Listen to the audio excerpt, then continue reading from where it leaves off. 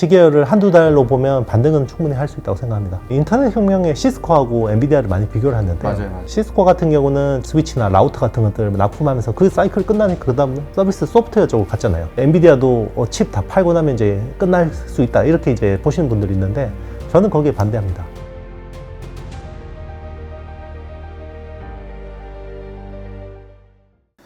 행보 반갑습니다. 오늘은 IT의 신 이영수 대표님 모셨습니다. 대표님 반갑습니다. 네, 안녕하세요.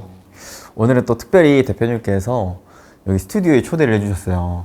그래서 또 이런 산뜻한 분위기 또 와보니까 저는 너무 놀란 게 너무 깔끔하고 쾌적하고 잘 돼 있어가지고 야 이런 곳에서 촬영하면은 참 기분 좋겠다 라는 생각을 했거든요. 그래서 그런지 IT의 신 이영수 채널을 보면은 항상 대표님께서 웃고 계시잖아요. 그런 게 이런 환경적인 요인도 있지 않을까. 그게 아닙니다. 제가 행복해서 웃는 게 아니에요. 웃으니까 행복한 겁니다. 그렇군요. 네. 여러분들도 한 번씩 또 웃으시고 웃으세요, 여러분. 그래야 복이 들어옵니다. 그렇죠. 맞아요. 이게 닭이 먼저냐 달걀이 먼저냐 느낌인 맞습니다. 것 같긴 한데 네, 그래도 항상 웃으면 복이 오는 것 같습니다. 맞아요. 이게 주식 내렸다고 인상 쓰고 다녀봐야 괜히 불온한 기운만 들어오고 웃어야지 좋은 기운도 들어오고 그렇습니다. 그렇죠. 결국 또 주식이라는 게 우리가 또 올라가야 돈을 버는 구조이기 때문에 그렇죠. 기본적으로 낙관적인 이런 감정이 베이스가 돼야 되지 않나. 특히나 요즘 같은 시장에서는 더 그런 게 필요한 것 같다는 생각이 듭니다. 그렇죠. 사실 항상 낙관론자하고 비관론자가 토론하면요. 항상 비관론자가 이겨요. 그렇죠. 굉장히 디테일하거든요. 네, 그리고 낙관론자는 아무래도 뭐 데이터나 이런 것들이 약간 베이스가 약하죠. 아니면 미래를 보고 하는 거니까. 근데 나중에 지나고 보면 돈을 버는 사람은 낙관론자들이 많죠. 그래서 그런 말 있잖아요. 비관론자는 명성은 없지만 낙관론자는 이제 돈을 번다. 맞습니다. 네. 결국 수익이 중요하잖아요. 우리는. 네. 그래서 사실 오늘 또 대표님께 이제 인터뷰 요청을 한 게 최근에 이 IT, 반도체 이 부분에 있어서 AI에 대한 우려감, 뭐 버블론 이런 것들이 요즘 들어 더 많이 확산되고 있는 것 같아가지고 이런 현상을 대표님께서 좀 어떻게 바라보고 계신지 이런 부분이 좀 궁금해서 또 특별히 찾아왔는데요. 단도직입적으로 AI 버블론 어떻게 생각하시나요? 저도 이제 그 사이클 산업이다 보니까 여러 군데 설명하고 다니잖아요. 그래서 이거를 약간 오해를 하고 계신 분들이 꽤 많더라고요. 그래서 일단은 지금은 미국 AI 사이클하고 국내 메모리 반도체 사이클이 달라요. 같이 가는 부분도 있지만 다르게 가는 부분도 있고요. 일단은 국내 메모리 반도체 사이클은 아마 전고점까지는 좀 어려울 거라고 보고 있고, 그런데도 아직까지는 업사이드 에너지는 좀 남아있어요. 이번 사이클이 국내 메모리 사이클 중에서도 굉장히 특이한 사이클이었고요. 그리고 이번 사이클은 굉장히 어드밴스드 패키징이라고 하는 HBM이라고 하는 특정 영역에 수급이 쏠려있던 사이클이었거든요. 그래서 전공정이나 커머디티 쪽은 사실 그렇게 재미를 못 봤던, 그리고 소재나 부품 쪽 사이클은 별로 재미를 못 봤던 특이한 사이클이었기 때문에 이번에 좀 특이한 건데, 결론적으로 말씀드리면 국내 메모리 반도체 사이클은 삼성전자 밸류 체인이 아직까지는 업사이드가 남아있다고 보고 있고, 물론 이제 HBM도 최근에 급락했기 때문에 충분히 한 시계열을 한두 달로 보면 반등은 충분히 할 수 있다고 생각합니다. 그래서 아마 한두 달까지는 충분히 이제 반등할 수 있다고 보고 있고요. 그 이후에 대해서는 굉장히 애매합니다. 저도 아직까지 방향성을 모르겠고요. 그리고 이제 미국 AI 반도체 사이클 같은 경우는 아직까지는 더 업사이드가 있다고 보고 있고요. 사이클 좀 더 남아있다고 볼 수 있는데, 다만 이제 기존의 AI라는 그 섹터 안에서 주도주의 흐름이 좀 바뀔 수도 있다고 생각해요.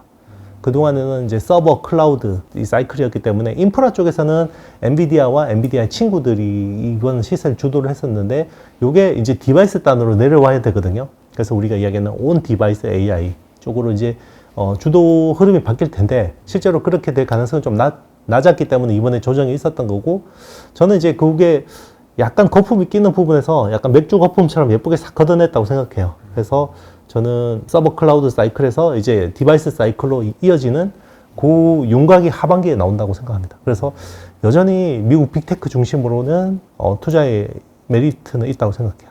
되게 좋은 말씀 해주셨는데 이제 미국 사이클과 이제 한국 사이클이 좀 다를 것이다. 네.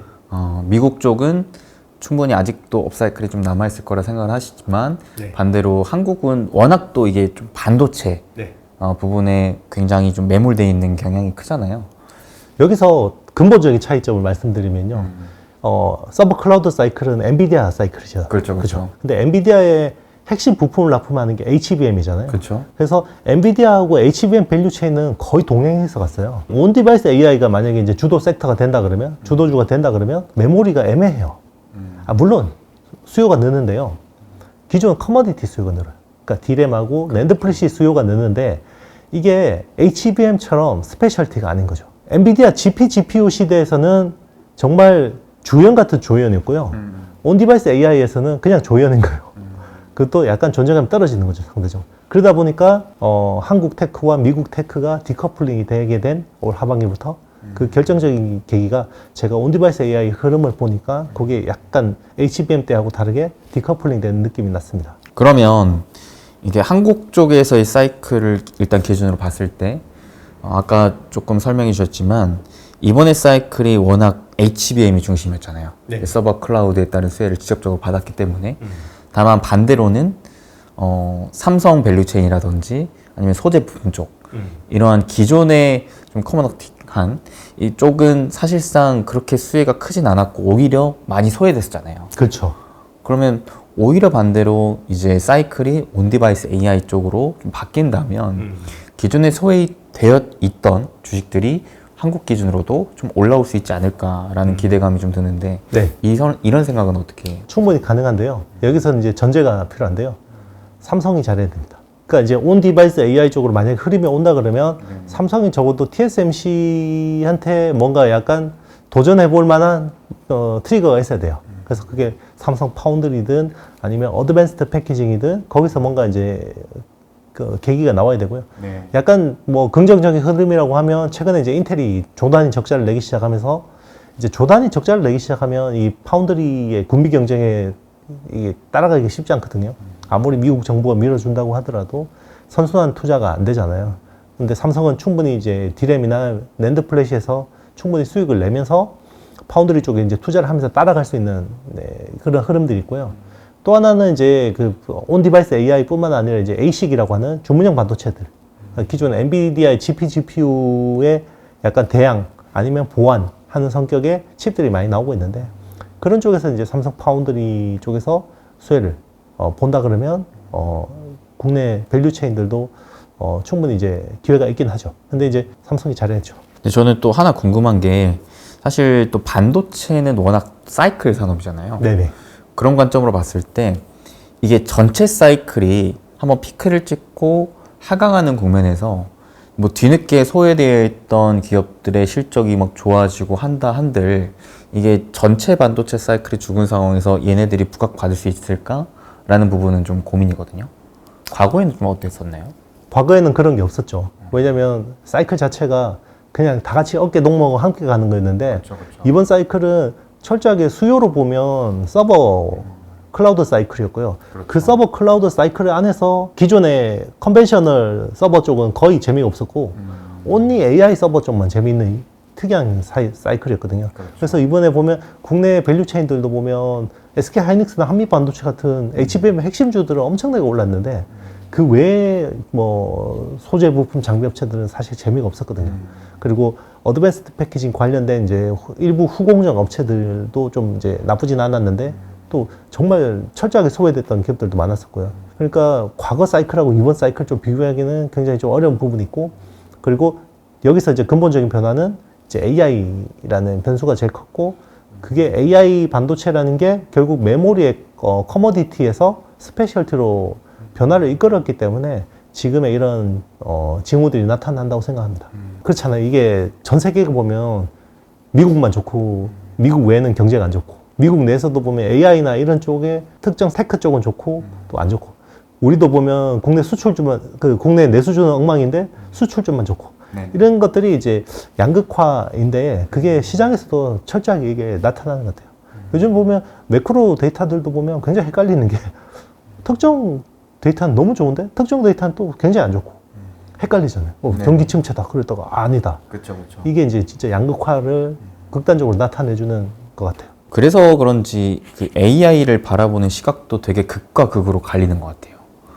좋은 부분은 굉장히 좋은데 또 안 좋은 부분은 여전히 물음표가 띄어지니까 실제 돈을 버는 기업들만 보더라도 특정 기업만 돈을 벌고 특정 기업들은 계속 돈을 쓰고만 있으니까 이게 과연 계속 갈 수 있는 것이냐라는 부분인 것 같은데 지금 그러면 AI 버블론에 대한 그 대표님만의 개인적인 생각의 결론은 아직은 터질 만한 시기가 아니다라고 생각하실까요?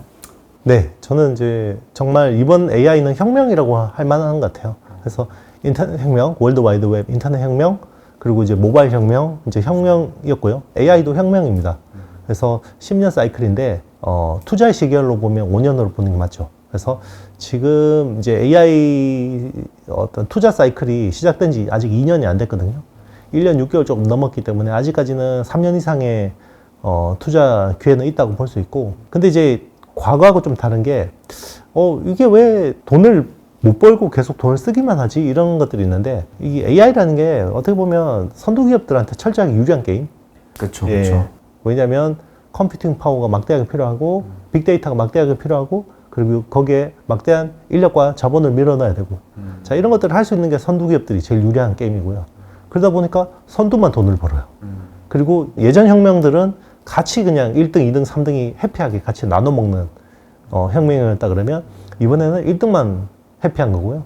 그게 보면 엔비디아도 그렇지만 TSMC 같은 회사들도 보면 파운드리 전반 좋은 게 아니거든요. TSMC만 좋은 거예요. 삼성 파운드리하고 인텔이 지금 얼마나 지금 힘든지 딱 보면 느껴지죠. 그게 어떤 이런 밸류체인 전반, AI 밸류체인 전반에 나타나는 현상이라고 보시면 됩니다. 그러면 사실 우리가 AI를 딱 떠올렸을 때 가장 먼저 대장 기업이라고 떠올리는 엔비디아 같은 경우에는 아직도 어찌 보면 투자상으로의 업사이클은 좀 남아 있을 수도 있겠다라는 생각이 드네요. 네, 맞습니다. 이제 다만 그동안 우리가 봐왔던 그 상승 에너지 강도는 약해질 수 있는데, 여기서 저는 엔비디아가 뭐 어떻게 대응하느냐에 따라서 달라질 수 있다고 생각해요. 그래서 우리 뭐 인터넷 혁명의 시스코하고 엔비디아를 많이 비교를 하는데, 맞아요. 네, 시스코 같은 경우는 철저하게 이제 인프라 기업이었고요. 네. 그래서 뭐 어떤 스위치나 라우터 같은 것들을 납품하면서 그 사이클 끝나니까 그 다음에 서비스 소프트웨어 쪽으로 갔잖아요. 자, 그러면 이제 엔비디아도 칩 다 팔고 나면 이제 끝날 수 있다, 이렇게 이제 보시는 분들이 있는데, 저는 거기에 반대합니다. 왜냐면 엔비디아는 이미 그런 단순 인프라만 제공하는 회사가 아니에요. 이미 거기에 소프트웨어까지 같이 제공하고 있고, 그리고 생태계를 같이 꾸리고 있다는 거죠. 시스코가 생태계를 꾸렸었나요? 아니잖아요. 그죠? 그렇죠. 장비만 팔고 그냥 끝났잖아요. 근데 엔비디아는 단순히 그냥 처음에는 GPU만 팔다가 CPU를 같이 끼워서 팔다가 서버 렉을 팔다가, 그리고 서버 렉에 액체 냉각 솔루션까지 팔고 데이터 센터까지 할 수 있고, 그리고 소프트웨어 같은 경우는 기존의 쿠다라는 어떤 엔지니어 개발자 생태계를 지고 있다가, 그리고 이번에는 시뮬레이션 테스팅 할 수 있는 옴니버스라는 디지털 트윈까지 제공해주고 있고요. 그리고 로봇을 개발할 수 있는 그루시라는 또 서비스도 공개했고, 그리고 이제 심지어는 이제 NIM이라고 해서 이제 클라우드 서비스까지 하고 있죠. 네. 네. 그러니까 이게 종횡으로 펼치고 있어요. 근데 그러네. 시스코하고 비교할 수 없죠. 네. AI라는 거는 선두기업들한테 유리하고, 처음에는 컴퓨팅 파워 게임인데 나중에 가면 데이터예요. 근데 엔비디아가 B2B 쪽에 철저한 엔지니어 기반의 데이터들이 많다는 거죠. 그걸 가지고 또 서비스를 만들 수 있는 여지들은 충분해요. 락인 효과를 굉장히 많이 강화할 수 있습니다. 확실히 이번 이제 최근 기준이었죠. 증시가 뭐 경기 침체 우려, 뭐 엔캐리 트레이딩, 뭐 여러 가지 악재 때문에 단기 급락을 보여줬는데도 반등 장세 때 엔비디아는 좀 또 빠르게 반등하는 그렇죠. 힘을 또 보여주지 않습니까? 맞습니다.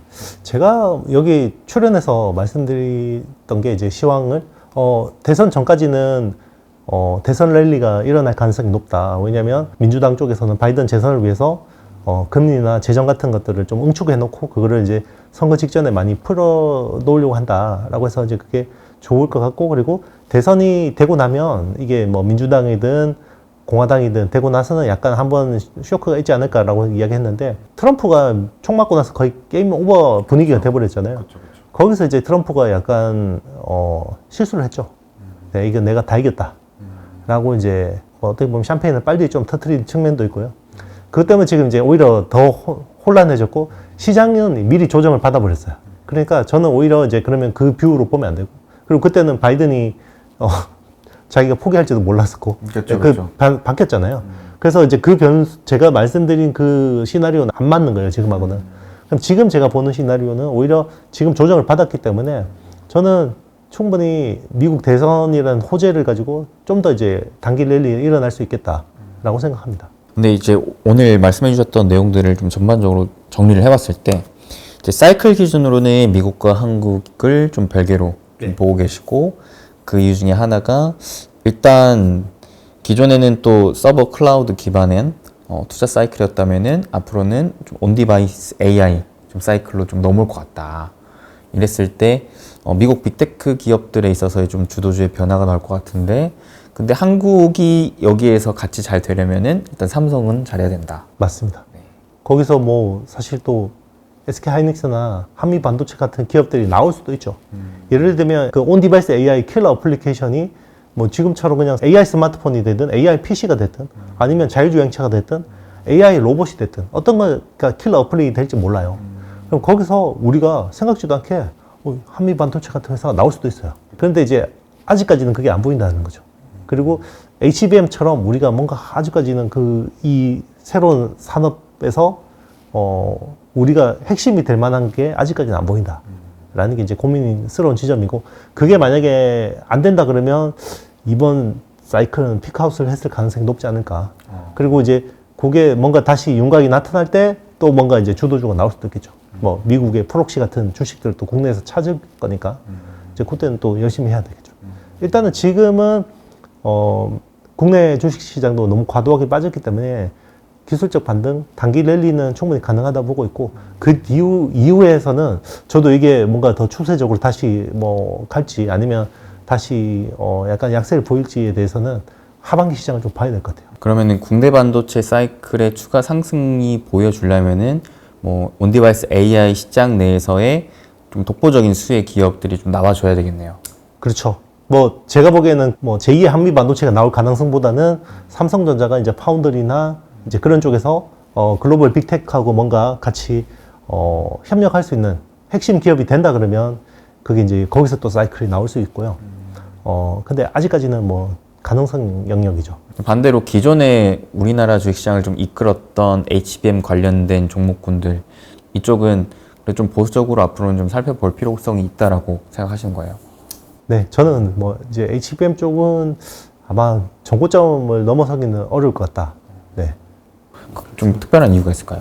HBM이 실제로 이 업계 필드에서 보는 것보다 너무 보수적으로 보고 있다. 저는 그거는 이제 그러면 이게 막상 나오면서 계속해서 기대감을 높여줄 수 있다고 생각했거든요. 그거는 결국은 주가에는 업사이드인 건데, 지금은 이제는 너무 이제 약간 기대치가 많이 높아져 있고요. 그래서 그 기대치보다 못할 것 같지는 않아요. 근데 이제 딱 그 기대치만큼 나오면 그러면 이제 주가 업사이드는 딱 이제 거기서 이제 캡이 있는 거거든요. 이미 그만큼 주가에는 반영이 됐다라고 볼 수 있는 거니까. 그렇죠. 오히려 더 기대감이 과할 수도 있는 거고요. 예. 그러니까 지금 뭐 당장 올해 놓고 보면 HBM의 캐파 증설이 규모가 2~3배였고 그리고 수요도 실제로 2~3배가 늘어났잖아요. 그럼 이제 지금은 내년 하반기 시장을 보는 거잖아요. 일단 내년 상반기까지는 프라이싱이 돼 있잖아요. 내년 하반기에 보면 HBM이라든지 뭐 이런 GPGPU라든 것들이 올해처럼 2~3배 성장할 수 있냐? 이거 대해서 약간 이제 증가율의 관점에서 보면 약간 애매한 거죠. 실제로 그럴 수도 있는데요. 근데 이제 가능성이 낮죠. 그럼 현 시점에서 만약에 뭐 신규 투자를 한다라고 봤을 때는 그러면은 온디바이스 AI가 확인되기 전까지는 좀 미국 쪽을 중심으로 우리가 좀 공부할 필요도 있겠네요. 당분간 저는 이제 어떻게 보면 안전자산 관점에서 미국 빅테크가 저는 안전자산이라고 생각합니다. 왜냐면 지금 채권 시장 요즘에 요동치는 거 봤잖아요. 아, 장난 아니죠. 미국 국채도 이제 안전자산이 아니고 엔화도 안전자산이 아니고 이제 안전자산이라고 하면 이게 상대적인 거잖아요. 이제 금도 많이 올랐으니까 안전자산이 아니고 비트코인이 안전자산이라고 보기엔 좀 그렇고 그러면 이제 결국은 미국 빅테크가 안정적이네. 네, 저는 이제 그런 수급적인 관점에서 보고 있습니다. 그래서 일단은 뭔가 이제 또 현금을 쥐고 있는 것도 나쁘지 않아요. 저는 이제 현금 비중을 지금은 이번 반등장에서는 또 다시 현금 확보하는 게 저는 좋다고 생각하거든요. 특히 달러 현금 가지고 이제 가는 것도 나쁘지는 않고, 그게 안 된다 그러면 그냥 미국 빅테크에다가 파킹해 놓는 것도 나쁘지 않다고 생각합니다. 여기서 중요한 건 파킹이라는 거죠. 네.